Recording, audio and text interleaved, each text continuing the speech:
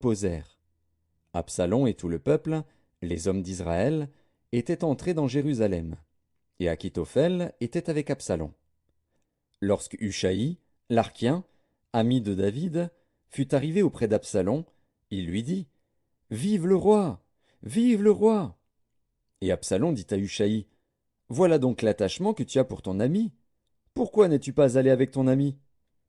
Hushaï répondit à Absalom: C'est que je veux être à celui qu'ont choisi l'Éternel et tout ce peuple et tous les hommes d'Israël, et c'est avec lui que je veux rester. D'ailleurs, qui servirai-je? Ne sera-ce pas son fils? Comme j'ai servi ton père, ainsi je te servirai. Absalom dit à Achitophel: Consultez ensemble. Qu'avons-nous à faire? Et Achitophel dit à Absalom: Va vers les concubines que ton père a laissées pour garder la maison. Ainsi tout Israël saura que tu t'es rendu odieux à ton père, et les mains de tous ceux qui sont avec toi se fortifieront. On dressa pour Absalom une tente sur le toit, et Absalom alla vers les concubines de son père, aux yeux de tout Israël. Les conseils donnés en ce temps-là par Achitophel avaient autant d'autorité que si l'on eût consulté Dieu lui-même. Il en était ainsi de tous les conseils d'Achitophel, soit pour David, soit pour Absalom. 2 Samuel, chapitre 17. Achitophel dit à Absalom: Laisse-moi choisir 12 000 hommes.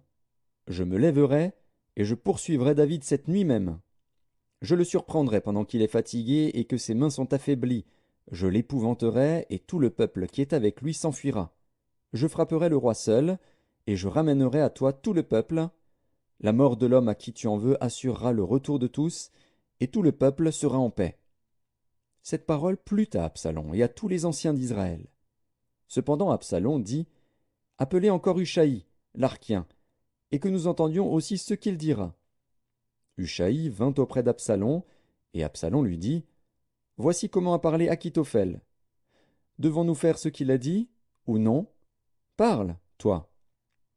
Hushaï répondit à Absalom: Pour cette fois le conseil qu'a donné Achitophel n'est pas bon. Et Hushaï dit: Tu connais la bravoure de ton père et de ses gens. Ils sont furieux, comme le serait dans les champs une ours à qui l'on aurait enlevé ses petits.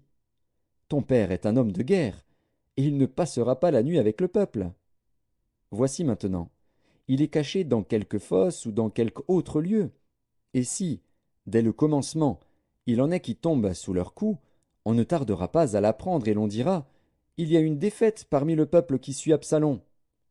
Alors le plus vaillant, eût-il un cœur de lion, sera saisi d'épouvante. Car tout Israël sait que ton père est un héros et qu'il a des braves avec lui.